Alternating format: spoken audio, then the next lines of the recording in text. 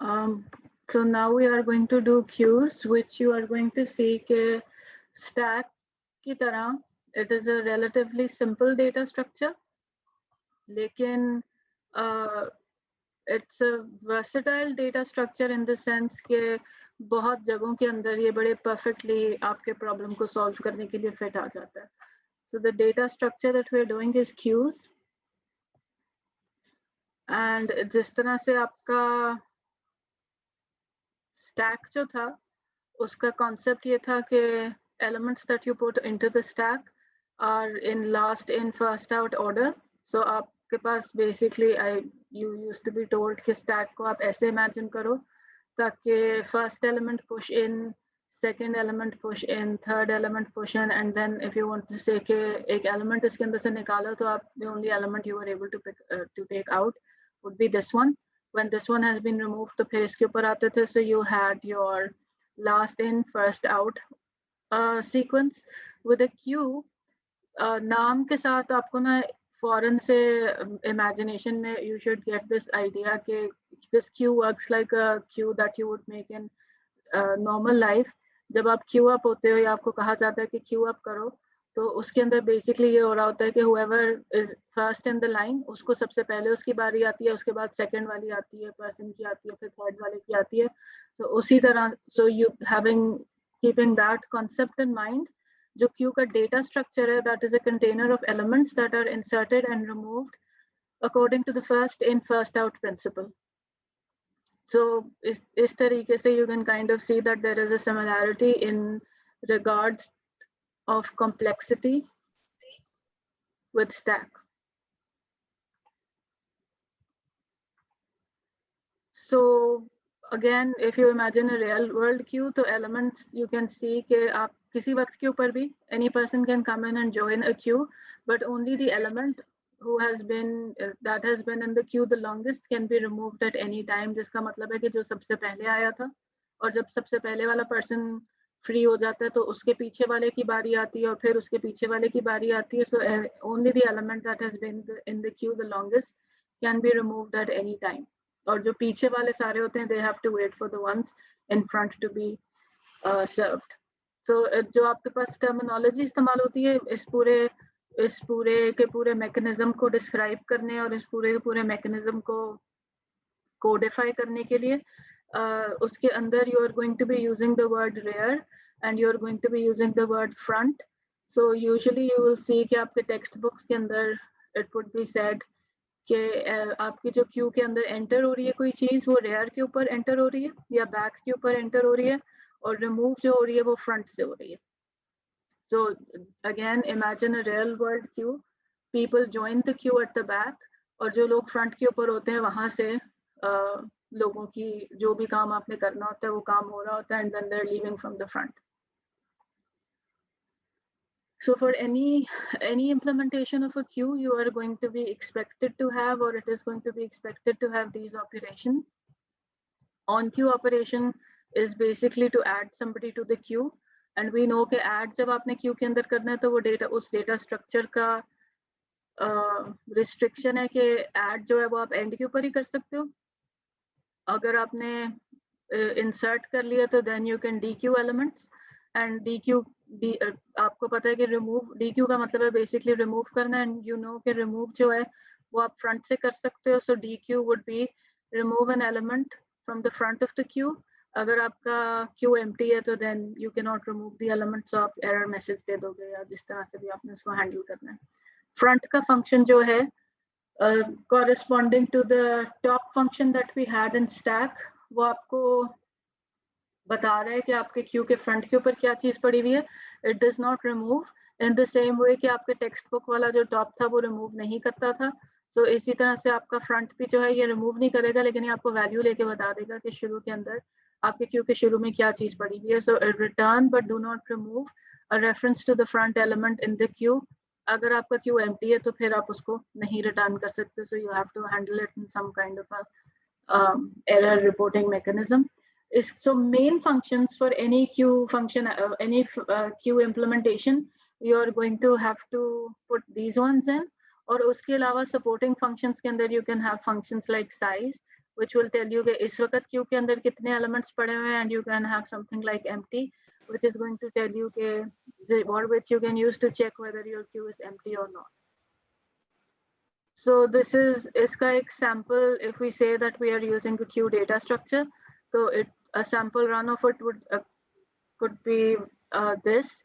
इसके अंदर because queue को हम horizontally kind of imagine कर सकते हैं, तो जिस तरह से मैं stack में आपको कहती थी कि अगर ये आपको horizontally नजर आ रहा है because of the restrictions of the console, still जब आप stack के operations को kind of dry run कर रहे हो, तो I would always say कि इसको vertically बनाओ because it kind of helps you not make an error. लेकिन queue is like fine like this because you can easily imagine a queue like this. इसी तरह से ज़्यादा बेहतर तरीके से imagine होता है.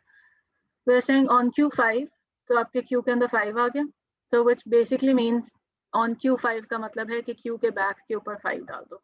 So because there was nothing here, so your Q now has a 5 in it. On Q3, Q के back के ऊपर 3 डाल दो. Front, check करो कि Q के front के ऊपर क्या है. So because this was the one that we put in initially, ये आपके Q के front है. Front सिर्फ बता रहे कि ये क्या है, Q के अंदर कोई change नहीं कर रहा. Check के Q का size क्या है. इस वक्त आपके Q का size 2 है, so just print the 2 out. No change in the Q.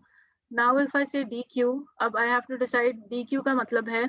Again imagine there is a queue of people जिसमें पहले ये person आया था, उसके बाद ये person आया था. So DQ का मतलब है कि जो आपके Q के front के अंदर पड़ा हुआ है उसको serve कर दो या उसको निकाल, जो भी इसका मतलब है serve करने का. So basically for the Q you will just say कि इसको यहाँ से आप हटा दो. So DQ will with DQ you will end up with a queue जिसके अंदर खाली 3 पड़ा हुआ है. इसके अंदर अब आप एक और element on queue करते हो तो that element is going to go to the back. इस वाली चीज को आप DQ करते हो तो you are again going to say कि queue के सबसे front के ऊपर कौन है. Queue के सबसे front के ऊपर आपके पास 3 है, so 3 is going to get DQ'd. You are going to be left with 7. Again उसने बस check कर दिया कि front के ऊपर क्या है. You have a 7 in the front. Front again आपके Q को modify नहीं करता, the Q looks the same. उसके बाद एक और दफा आप DQ करोगे तो you are going to be left with an empty Q. If you try to DQ an empty Q, you are going to get told कि Q empty है. Error, I cannot do it. या जिस तरह से भी. और empty Q के ऊपर अगर आप check करते हो कि tell me whether my Q is empty. So again, assuming we have an empty function, तो और empty Q के ऊपर वो आपको true return करके confirm कर देगा कि आपका Q इस वक्त empty है. So the interface that you would want for any queue implementation would look something like this. इसके अंदर again template इसलिए डाली हुई है because for any data structure you don't want कि वो restrict हो जाए कि ये integers के लिए चल सकता है या ये फिर एक ही particular किस्म के object के लिए चल सकता है. So this is going to again help make our data structures more flexible and you can put whatever type you want to put into it. Just what we want to make sure is कि जब आपने queue implement किया हुआ है वो अपना size बता सके, वो ये बता सके कि वो एम्प्टी है कि नहीं, वो ये बता सके कि उसके फ्रंट के ऊपर क्या चीज पड़ा हुआ है, एंड मोस्ट इम्पोर्टेंटली वो अपने अंदर एलिमेंट्स ऑन क्यू कर सके और वो अपने अंदर से एलिमेंट्स डी क्यू कर सके. And when it is doing these things it is making sure that it is on queuing the element at the back, and when it is dequeuing तो वो आपके लिस्ट के फ्रंट के ऊपर से for whatever element was there the longest उसको वहां से remove कर रहा है. So on queue means add to the queue, dequeue means remove from the queue, and add or remove किस जगह से करने हैं, that is what makes this data structure a queue. So similarly to how we did this with stack, we are going to see one implementation with an array, and we're going to see one implementation with a linked list. So अगर तो हम बिल्कुल directly इसको उसी तरह से करने की कोशिश करें जिस तरह से हमने स्टैक को किया था, तो with a queue it is going to be a little bit inefficient because what's going to happen is, let me try to illustrate what this piece of text is saying. So मैंने आपको array दे दी और मैंने आपको कहा कि इसके ऊपर queue implement करो. So your queue implementation would be कि मैं कहूँगी 4 on queue कर दो, आपने 4 on queue कर दिया. फिर मैं कहूँगी 6 on queue कर दो, तो आपने 6 on queue कर दिया. फिर मैं कहूँगी 21 on queue कर दो, आपने 21 on queue कर दिया. And then I say 4 को dequeue करो. So what are the ways in which you can use this dequeuing kind of strategy. So DQ करने का मतलब है इसको हटा दो, लेकिन अब अपने इम्प्लीमेंटेशन में how are you going to handle the array? Are you going to say कि अब ये फ्रंट हो गया और ये बैक हो गया, और क्योंकि अब आप बैक के ऊपर ही ऐड कर सकते हो, तो एक फौरी प्रॉब्लम आपको ये आएगी कि अगर हम इस तरह से करते रहेंगे, फ्रंट वाली चीज रिमूव करते रहेंगे और बैक ये वाला यूज करते रहेंगे, तो eventually you are just going to, आपका क्यू यहाँ तक जाके खत्म हो जाएगा और ये सारी खाली चीजें रह जाएंगी. So it's not as easy as it was with the stack जो था वो ज्यादा नेचुरली suited था to a regular kind of an array. You can see that this is not. So what can we do? Immediate solution आपको ये लगता है कि जैसे ही मैंने यहाँ से ये चीज DQ की, तो let me just move all of these elements up. So मैंने DQ किया और उसके बाद मैंने अपनी एरे को अपडेट कर दिया कि यहाँ पर 6 आ जाए, यहाँ पर 21 आ जाए, और ये खाली वाली जगह जो है ये आपकी as is पड़ी रहे. So this will work, but can you imagine that this actually means that every time you are DQing an element, you are moving जितने भी elements आपके queue के अंदर उस वक्त पड़े हैं. So let's call that n.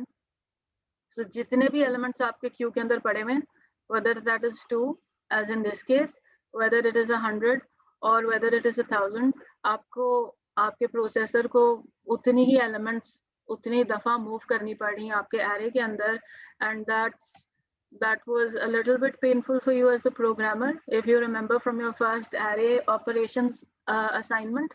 But this is the bigger problem, is that this is going to be really, really inefficient.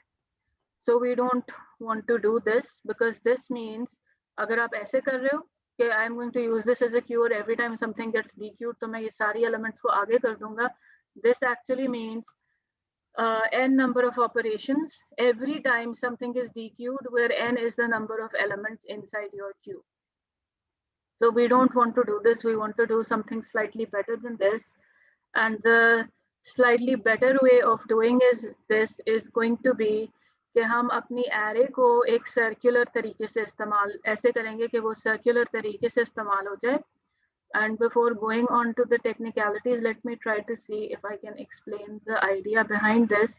अब आप basically कर ये रहे होगे कि let's say आपने elements डाली, तो A डाला, B डाला, C डाला, D डाला. So you are not going to say कि मेरा queue वैसा ही है जैसे मुझे दिखता है, which means कि यहाँ पर front है और यहाँ पर rear यहाँ पर है, because this is where you're ending. And in our implementation, we are saying rear जो है आपने वो खाली जगह डालनी है, उस खाली जगह को कहना है जहाँ पर आपने next element को insert करना है. So we are not going to say कि हमेशा front यही होगा और हमेशा rear पीछे वाली चीज ही होगा. We are going to kind of imagine our list or our queue growing around the list in a circular way, in a sense कि जब A DQ हो जाता है, मैं ये नहीं कहूँगी कि मैं इन सबको मूव करके आगे कर दूंगी. मैं ये कहूँगी कि मैं अपने क्यू की फ्रंट जो मैंने सोची हुई है उसको मैं अपडेट कर दूंगी, और मैं कहूँगी कि अब मेरी क्यू की फ्रंट जो है वो बेसिकली ये वाली एलिमेंट हो गई है.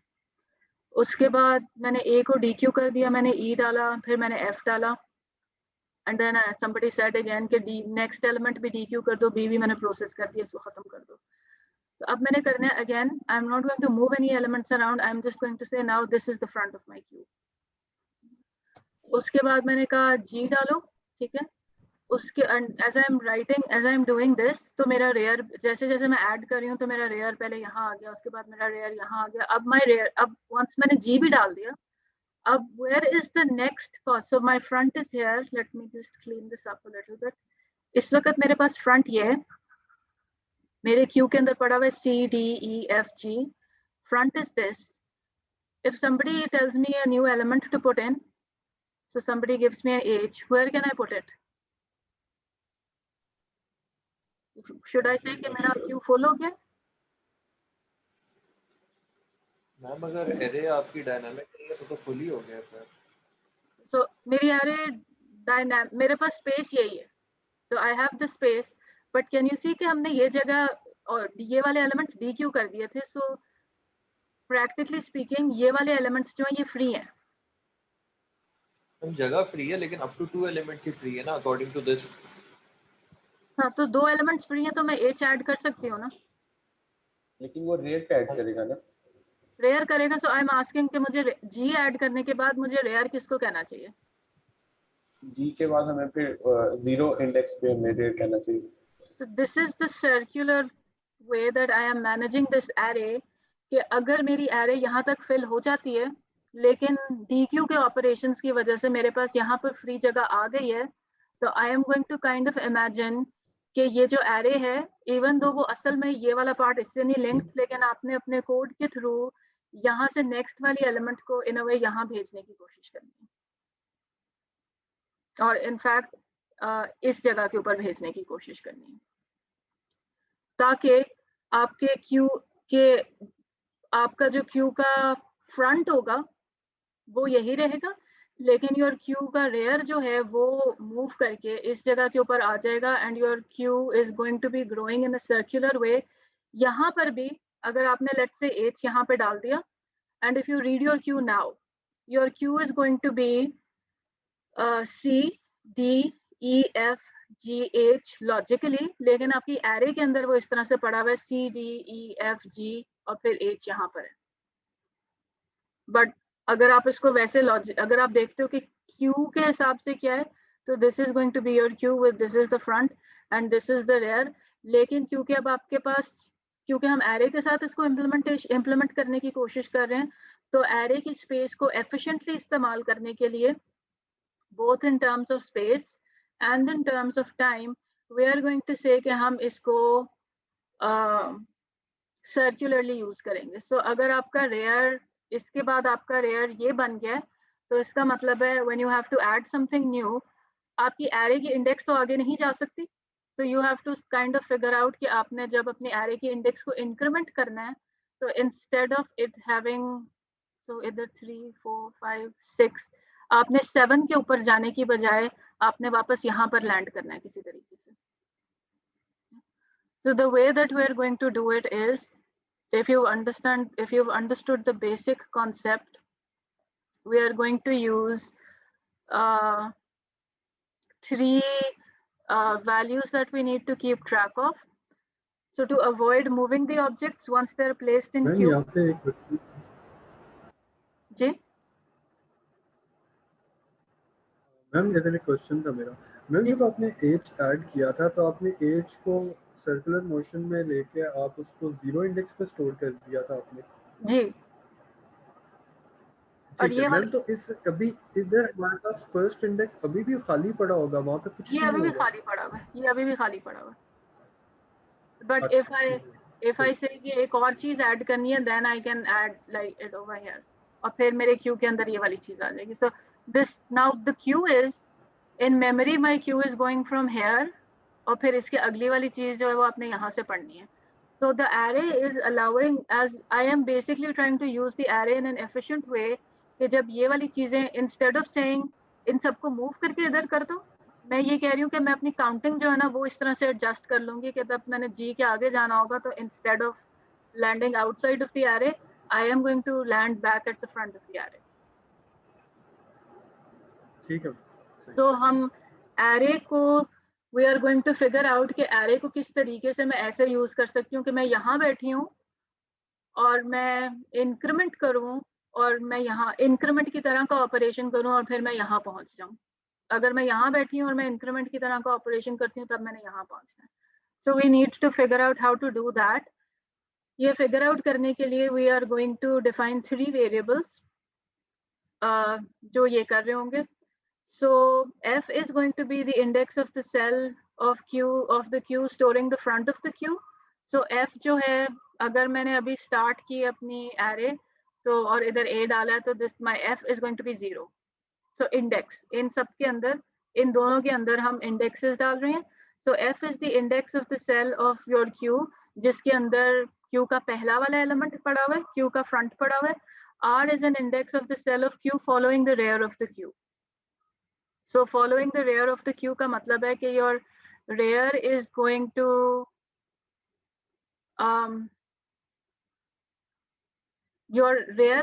to mark the slot जहाँ पर नए element ने entry लेनी है।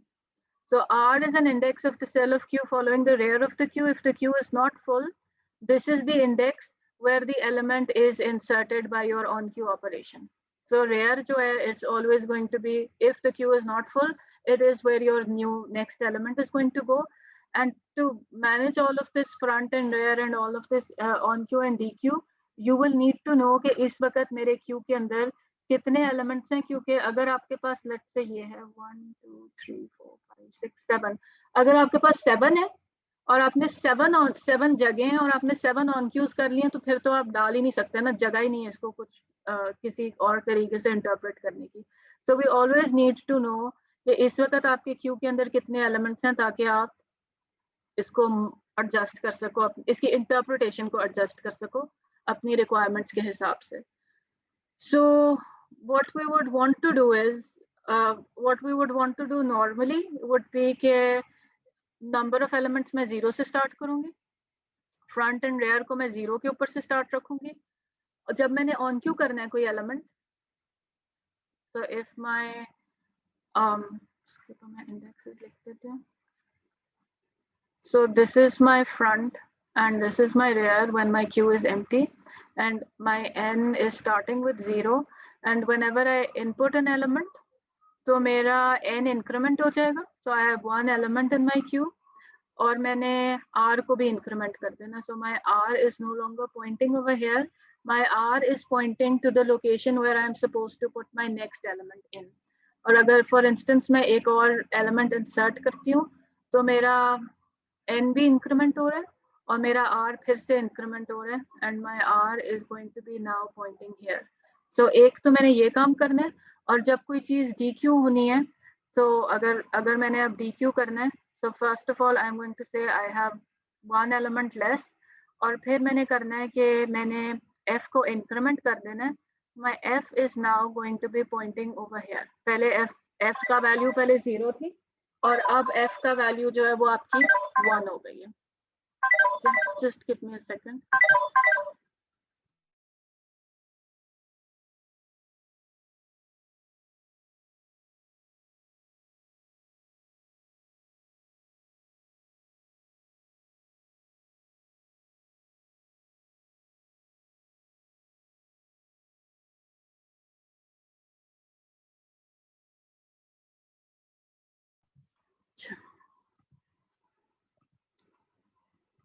Sorry, we're back to this. So I was saying कि so every time that you're on queuing, तो आपने इधर कुछ n को increment करना है, r को increment करना है. When you're dequeuing something, so what we wanted was कि a यहाँ से dequeue हो जाए. a को dequeue करने के लिए you are going to say कि मेरा n एक कम हो गया. So you have one element left. When you dequeue the a, you're left with the b. और उसके बाद front को update करने के लिए you have to increment the front. Rear is going to remain the same because rear वाला element आपने नया element जब डालना है वो इधर ही डालना है, लेकिन आपका front जो है वो update हो जाएगा. So just remember this. Every time you add something, n increase हो रहा है. Every time you remove something, n decrease हो रहा है. लेकिन on queue के अंदर आपका rear increment हो जाता है और DQ के अंदर आपका front increment हो जाता है. So our queue is now looking like this. इसके अंदर अब significant value जो है वो ये वाली रह गई है. इधर a लिखा हुआ है, but this is no longer significant for us. So you can practically imagine कि ये खाली हो गया है. So we want to do something like this. इस जगह के ऊपर अब मैं एक और अगर on queue करूँगी, so if I want to put a C over here, I have to again say n को increment करो, और r जो है उसको भी increment कर दो, because r has to be ready to put in another value over here. So my r is going to come here. ये वाली चीज जो है खाली हो जाएगी. Now what we want to do is एक और मैं इसके अंदर डाल देती हूँ d, which means my r is over here, and then फिर मैं एक और डाल देती हूँ. And now I need to know, I need to figure out, we said कि हमने कहना है कि जब ये यहाँ पर हो, यहाँ पर आप कोई चीज डालो, लेकिन आपके पास यहाँ पर फ्री जगह पड़ी हुई है. We need to figure out कि आपका rear जो है उसको आपने इधर कैसे पॉइंट कराना है. So simple increment से तो नहीं हो सकता, because we're not doing the simple increment anymore.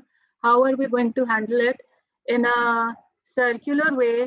क्योंकि इस तरह से अगर आप एक ही एलिमेंट को n times on queue DQ करते जाओगे, तो you are going to land at the end.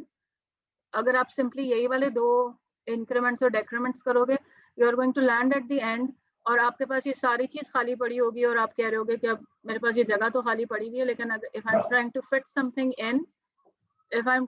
something in, so it is landing outside of the array. So what are we going to do? This is a diagram. This is a nicer diagram of what I just drew for you. But इसको अब आपने करना किस तरीके से? Recall your mod operation. So mod क्या करता था? Modulus क्या करता था? कंप्लीट डिवीजन चेक करता था, रिमाइंडर का काम करता है, रिमाइंडर का काम करता है. So just quickly recap. Everybody remembers कि 14 mod 7 0 क्यों होता है? Because you're dividing 14 by 7. Answer 2 आ गया. You have 0 left over. Reminder इस केस में रिमाइंडर 0 है. इसके अंदर 15 का आंसर 1 क्यों है? मैम क्योंकि 2 से होके 14 हो गया तो पीछे एक बच गया, बच जाएगा. 6 mod 7 6 क्यों है? So 6 mod 7 is basically your question 0 है ना. So आपके पास कुछ बन ही नहीं रहा, quotient बन ही नहीं रहा, and you're just left over with this entire thing. 7 mod 7 जो है वो entirely 1 star है, and you're left with 0. So to do that circular operation, we're going to use the modulus, and to use the modulus again, just a quick recap के modulus आपका answer किस तरीके से calculate हो रहा है. So अब आपने करना सिर्फ ये है, in order to make your front and rear circle back to the start of the array, instead of just saying इनको increment कर दो, you are going to say इनको increment करो और उस जो incremented value है उसको mod n कर दो, where n was the size of your array. So if you have an array of 5 elements, 0 से 4 तक अगर वो जा रही है, तो आपका n जो है वो 5 होगा. So when you do this, you are going to, so आपने अब simply increment नहीं करना, आपने increment करके mod the size of the array करना है. उससे basically ये होगा, you are going to land back over here. So modulus operations आपके पास ये थे, and we have our algorithm working like this now. अभी भी हम कोड के अंदर नहीं गए, हमने basically सिर्फ देखना है कि mod जो है वो इस algorithm के हिसाब से is it actually helping you get back to the start of the array. So we have our algorithm written in kind of pseudocode over here. Size के अंदर आपने, so n we are using to get the small case n we are using to send us the actual size of the array right now. Capital N जो है वो basically आपको बता रहा होगा कि आपकी capacity क्या है. So we have 2 n's over here. So अगर मैंने बताना है मेरे क्यू के अंदर इस वक्त कितनी चीजें पड़ी हुई हैं, so let's make a queue. इसके अंदर हमारा n जो है वो 4 है. We have these elements 0, 1, 2, 3. And n का मतलब है कि इस वक्त मेरे पास इसके अंदर जितनी elements पड़ी हुई हैं, so इस वक्त I don't have anything over here, so I'm going to return a 0 in this case. empty जो empty है वो बताएगा कि अगर आपका n 0 है तो उसको return कर दो. This is in code, this would be a double equal to. आप कुछ change नहीं कर रहे हो, just checking something. Front के अंदर आप check कर रहे हो कि अगर आपका code if your queue is empty, तो then say कि ये empty है. Otherwise अपने queue का front वाला जो value है उसको return कर दो. So front value is going to be wherever you have. So हमने एक front maintain करना था और एक rear maintain करना था. So you're just going to give your front value. इस वक्त आपका queue का status ये है कि it is empty, so it's going to not return anything. It's going to throw your exception.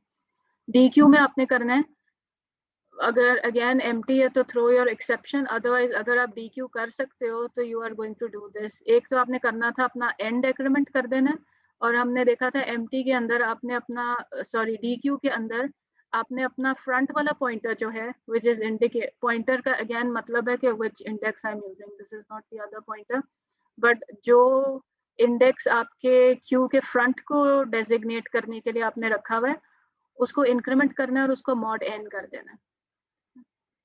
So this is going to be a DQ.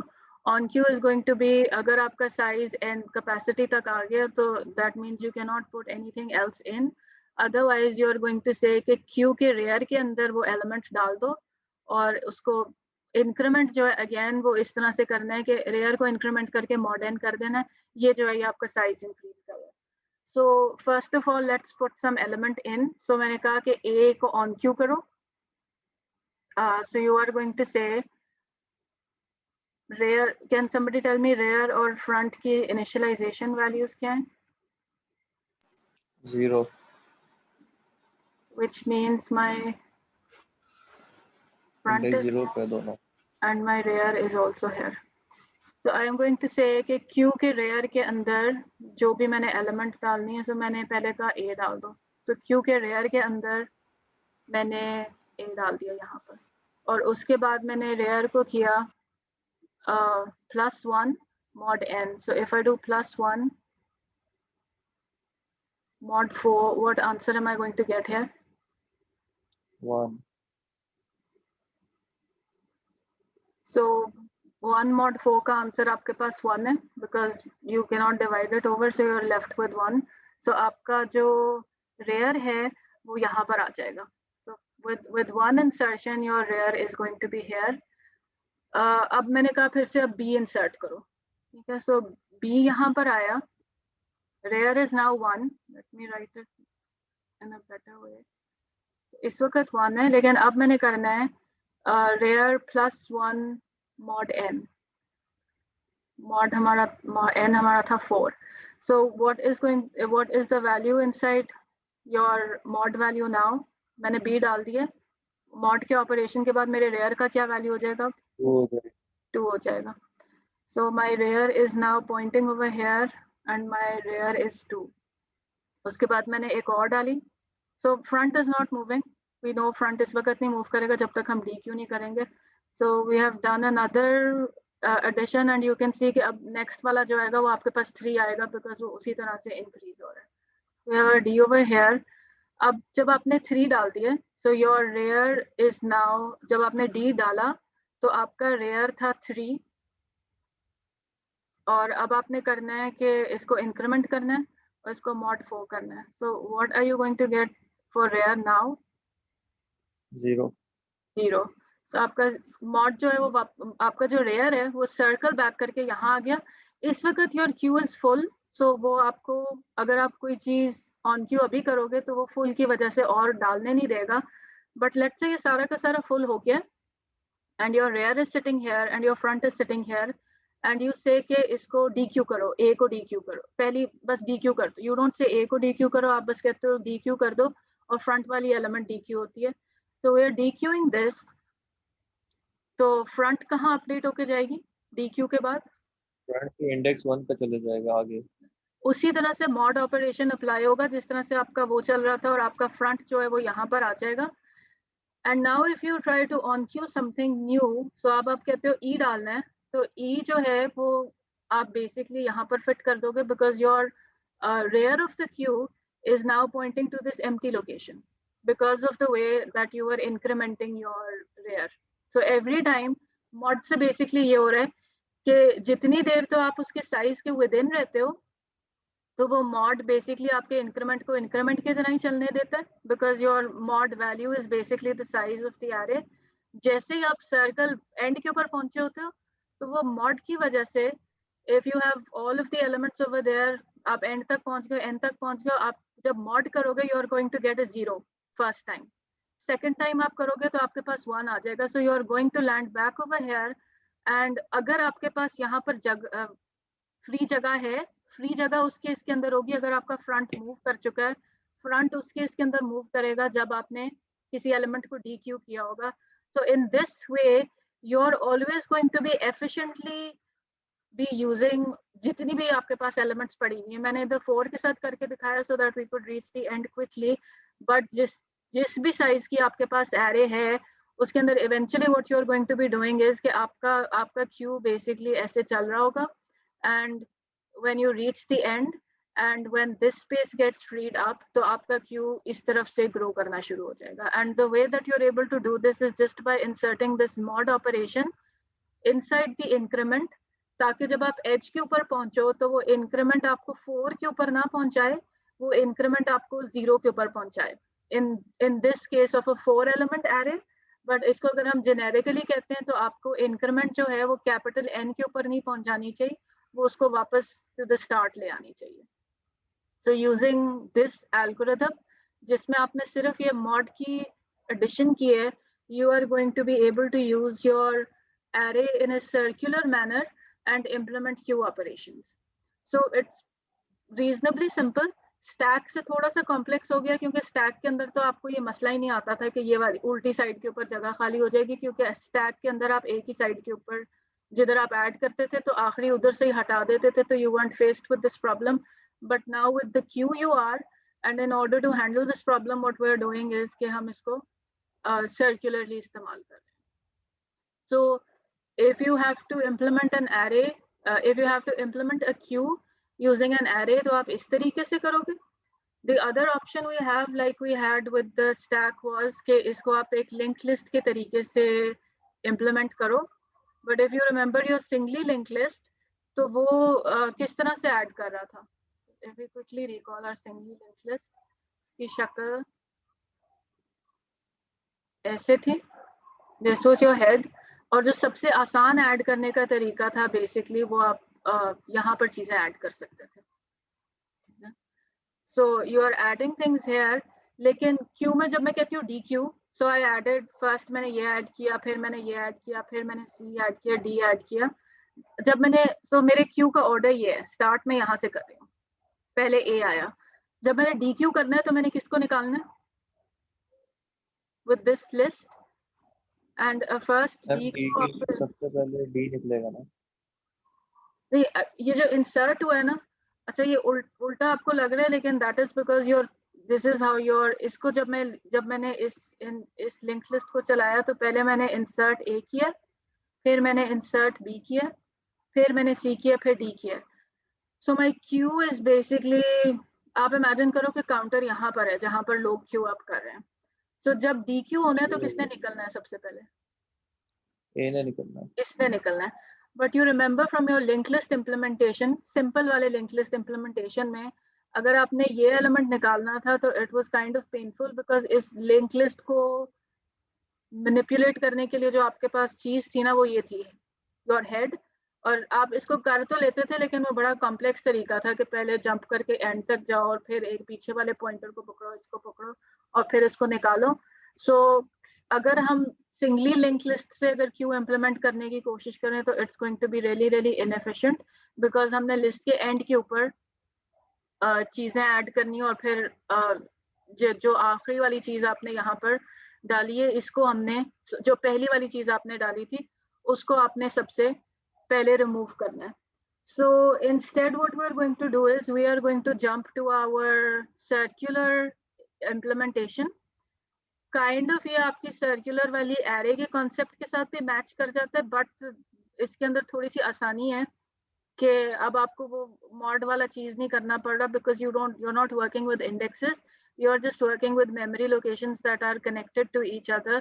The only thing you're going to do is pick up your circularly linked list implementation और उसको थोड़ा सा reinterpret इस तरह से कर दो आप कि सो अगेन रिमेंबर हमने कर्सर रखा हुआ था, सो आप उसको इस तरीके से रीइमेजिन करो कि जो आपका कर्सर है that is going to be kind of imagined as your rear and this is going to be imagined as your front.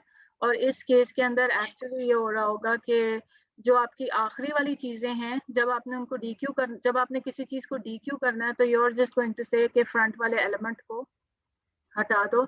And if you recall your circularly linked list code, तो उसके अंदर आपके पास ये वाला एक function था. I don't think I've pasted the code again, but आपके पास if you remember your circularly linked list, आपके पास एक फंक्शन था add, जो कि खुद ब खुद ही कर्सर, वो सेटअप ही ऐसे हुआ था कि वो कर्सर के आगे ऐड करता था. You had a function called advance जो कि कर्सर को एडवांस कर देता था, and you had a function called remove जो कि लिस्ट के फ्रंट से रिमूव कर देता था. And basically this is what we need for our queue implementation using a link list. So link list implementation के लिए what we have done is we have simply gone back to our implementation of a circularly linked list और अपने Q के अंदर instead of keeping an array over here like we were keeping the array in the array implementation, हमने कहा है कि हमारी circle list का एक object यहाँ पर आप डाल दो और उसी के functions circle list के functions इस्तेमाल करके I am going to implement my onQ and my dq. So size और empty वगैरह तो आप आराम से empty भी आप उसके through check कर लोगे, size भी उसके through आप check कर लोगे. When you need to do an onQ, you are going to do this element add की, कर्सर को आपने एडवांस किया और आप इस साइज के लिए you have kept another variable over here ताकि आप खुद से अपने साइज को किसी you can keep a handle on your own size. And when I am saying you I mean ये वाला लिंक लिस्ट जो है इसको पता होगा कि इसका अपना साइज कितना है.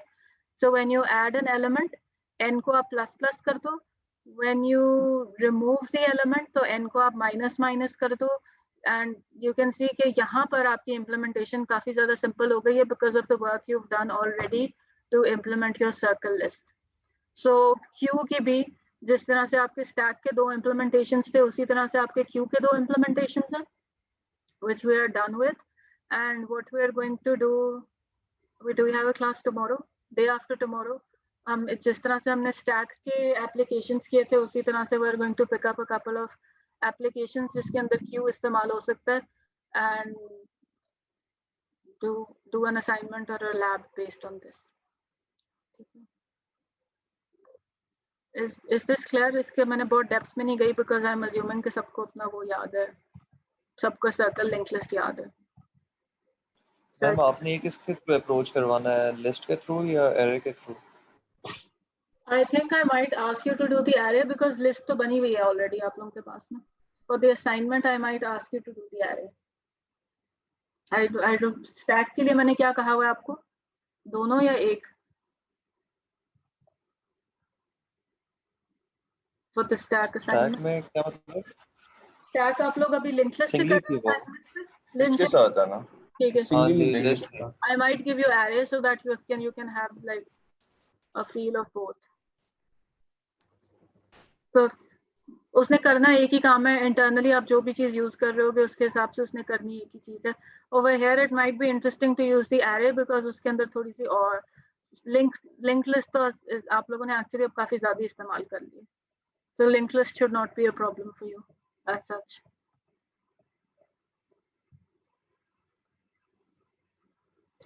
any question about this?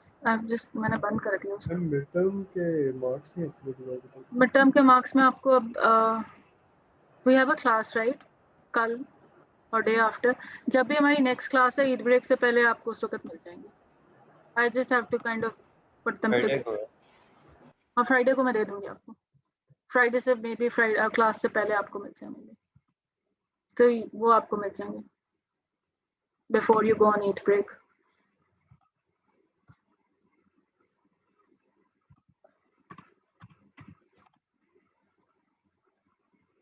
So I'm going to take attendance. Ma'am आपकी आवाज नहीं आ रही. मैं अटेंडेंस लेने लगी हूँ लेकिन मैं अभी ली नहीं है. Ma'am kindly mark me present. मेरे फोन की बैटरी ऑलमोस्ट डेड हो गई है. जी हसन.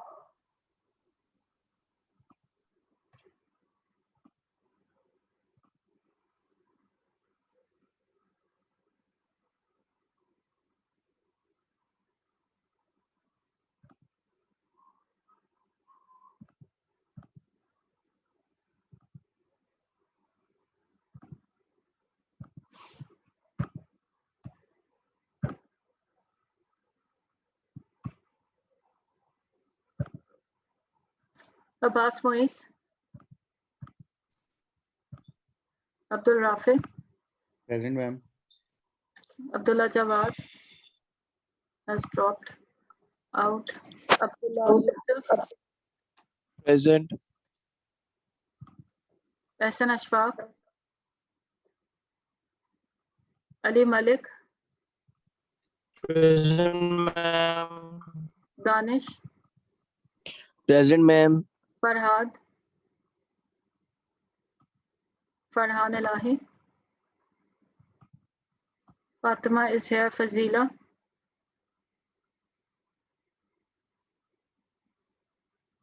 Hamad Ijaz. मैम मुझे आपकी आवाज नहीं आ रही। फातिमा जावेद प्रेजेंट है। जी, can somebody text फातिमा कि उसका लग गया present. Fazila is absent. Hammad Ejaz, Hamza Lawari, Present, ma'am. Hasan Shahid, Hassan Ahmed, Present, ma'am. Huzaifa, present ma'am. Jahan Zeb, Present. Maham, Majid Iqbal, Present, ma'am. Mehran, Mehroz, Present, ma'am. Mehran is present. Mehroz, Mahwish, माज Ahmad, Present. Shaheer, Moman Rahman, Present, ma'am. Mohammad Ahmad Abbasi, Yes, ma'am. आरम Latif, Present, ma'am. Mohammad Fasiuddin, नौरेज, Present, ma'am. Qasim Munir,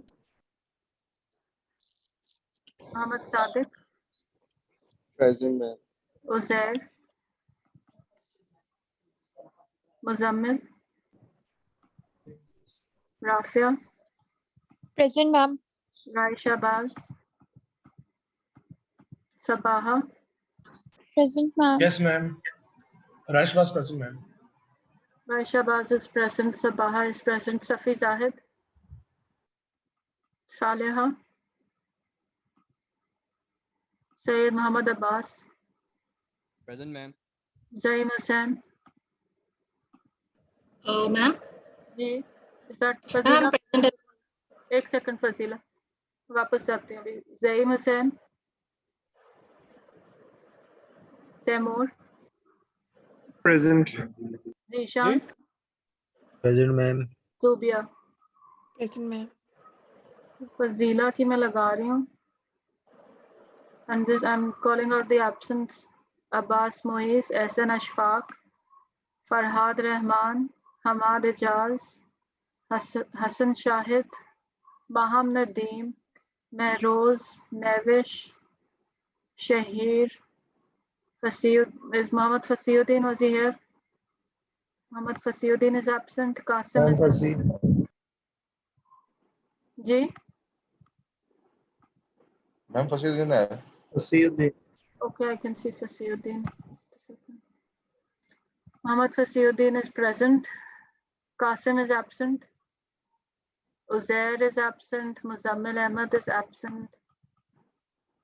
Safi Zahid is absent. Saleha is absent. Zaim is absent.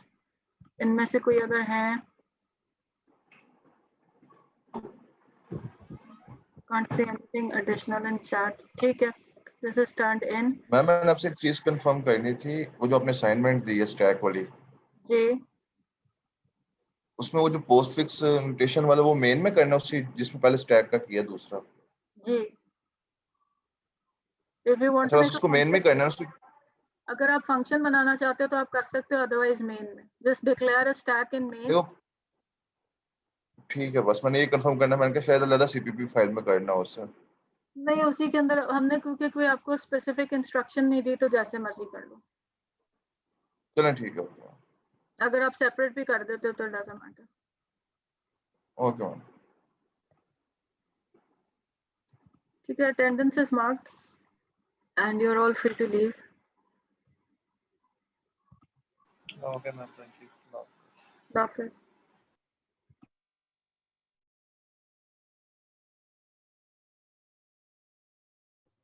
Ma'am.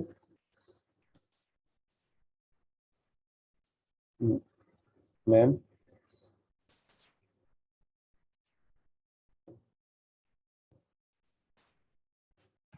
जी, मैं meeting गलती से close कर दी. मुझे एक second में. जी.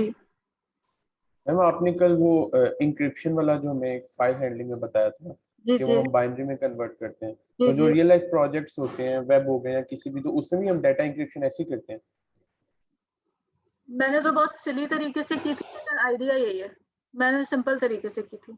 Encryption algorithm मैंने एक वो पावरफुल होते जी हैं. मैंने वो देखा था कि उसमें इंक्रिप्शन टीयर्स होते हैं डाटा को इंक्रिप्ट करने के, तो वो तो कोई 100 तक टीयर्स चल जाते हैं इंक्रिप्शन करते वक्त। जी अभी आजकल जो इंक्रिप्शन एल्गोरिथम्स हैं वो बहुत कॉम्प्लेक्स हैं because people are over time people have been able to figure them out. तो मैंने तो ना एक सिंपल सा ट्रांसफॉर्म किया था just to give you an idea of how things work, कि आप उसको एक दफा एक तरह से कन्वर्ट कर लेते हो और फिर वापस वो किसी और तरीके से कन्वर्ट हो जाता है। तो आप लोग जब वेब प्रोग्रामिंग वगैरह करते हो ना तो आप लोगों को इंक्रिप्शन एल्गोरिथम्स पहले के बने हुए दिए जाएंगे। सो अनलेस आप इंक्रिप्शन में स्पेशलाइज करो then you will work on what those algorithms are। लेकिन अगर आप फॉर इंस्टेंस वेब प्रोग्रामिंग ही कर रहे हो तो वो सारे इंक्रिप्शन टूल्स और एल्गोरिथम्स आपको अवेलेबल होते हैं जिनको आप रीयूज कर सकते हो, बट एसेंशियली उसके अंदर जो काम हो रहा होता है ना वो इस किस्म का ही हो रहा होता है लेकिन बहुत कॉम्प्लेक्स लेवल के ऊपर हो रहा होता है। तो एक आपकी जो बेसिकली वो जो हम डाटा इंक्रिप्ट कर रहे होते हैं, तो मैं कह रहा था कि जो बेसिकली हम इंक्रिप्ट कर रहे होते हैं वो बैक एंड पे यही हो रहा होता है कि वो उसको कन्वर्ट कर रहा ASCII के थ्रू।